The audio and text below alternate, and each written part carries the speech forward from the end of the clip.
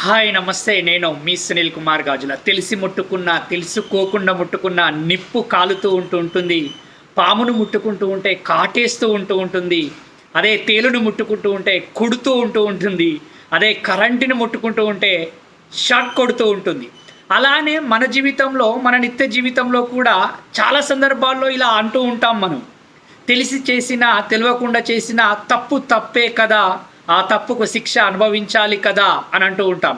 కానీ ఒక్కసారి కొంచెం చిన్నగా ఆలోచించే ప్రయత్నం చేస్తే, సరే తెలిసి తప్పు చేస్తే శిక్షించచ్చేమో, కానీ తెలియకుండా జరిగిన తప్పుకు కూడా నువ్వు శిక్షిస్తాను, నన్ను దూరం పెడతాను అని అనుకుంటూ పోతూ ఉంటే నువ్వు జీవితంలో ఎందరితో ఆనందంగా ఉండగలుగుతావు? ఎంతమంది నీ చుట్టూ ఉంటారు?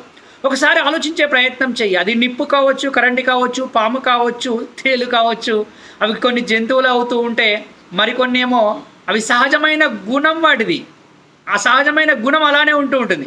కానీ మనిషిగా మన యొక్క సహజ గుణం ఏంటి? ఎప్పుడైనా ఆలోచించే ప్రయత్నం చేస్తూ ఉన్నామా? ఎప్పుడూ కూడా మనిషి యొక్క సహజ గుణం ఎదుటి వ్యక్తి యొక్క తప్పులను గుర్తించినప్పుడు, తెలియక చేసిన తప్పులుంటే వాటిని క్షమించి ముందుకు వెళ్ళే ప్రయత్నం చేయాలి. కానీ అలానే వాటినే పట్టుకొని ఉంటాను అని అంటే నీ జీవితంలో ఆనందం ఎక్కడ ఉంటుంది? ఆలోచించు మిత్రమా. ఒక్కసారి తెలిసి జరిగిందా, తెలియక జరిగిందా?